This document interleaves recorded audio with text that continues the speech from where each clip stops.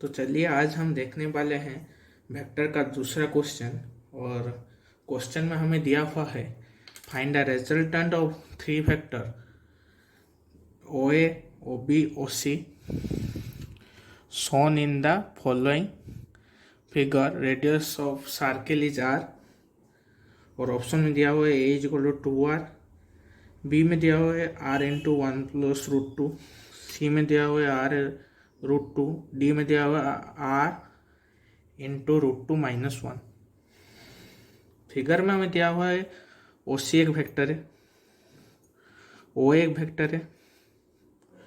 जहाँ पे radius r है, ओ भी एक वेक्टर है उसका भी रेडियस r है। यहाँ पे हमें कॉन्सेप्ट ये यूज करना होगा that is parallelogram law of vector addition. Parallelogram law of vector addition में अगर दो वेक्टर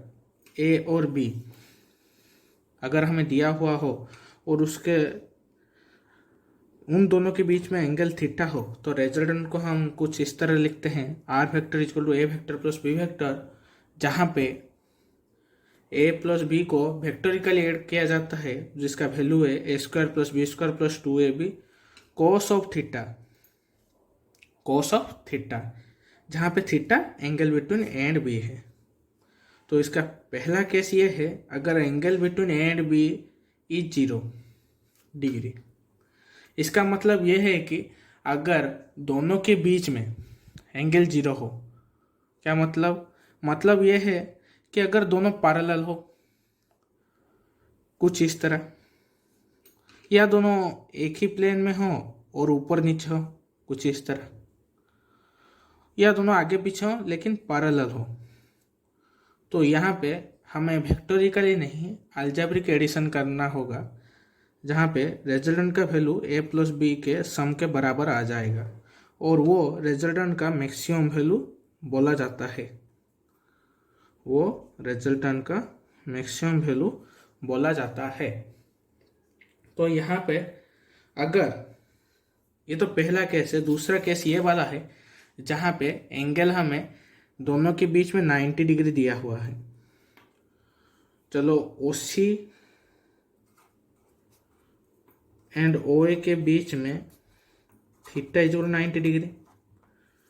तो इन दोनों का रिजल्टेंट अगर आर वेक्टर होता है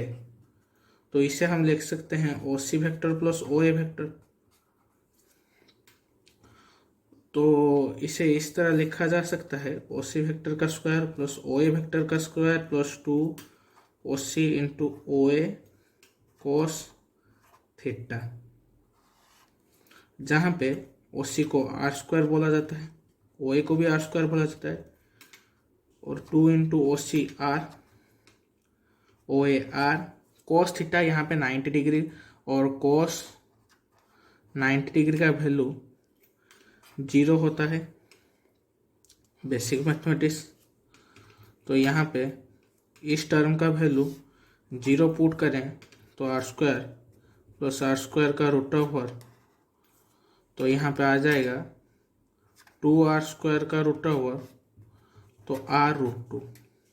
लेकिन हमें बोला हुआ है कि तीनों का रिजल्टेंट चाहिए। अगर r वेक्टर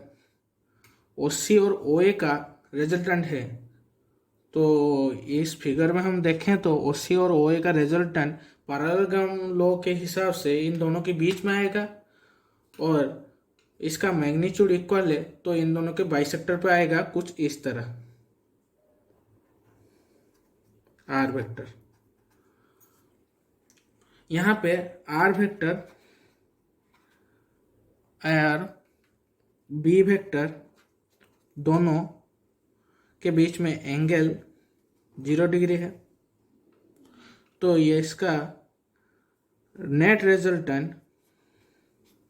आएगा R vector plus B vector, जिससे हम अलजेब्रिक एडिशन कर सकते हैं क्योंकि इन दोनों के बीच में तो एंगल 0 डिग्री है। तो यह आएगा आर वेक्टर का magnitude R root 2, B vector का मैग्नीट्यूड आर को अगर कॉमन ले लें तो इसका आंसर आएगा रूट 2 प्लस 1। तो हमारा राइट ऑप्शन होगा ऑप्शन नंबर बी।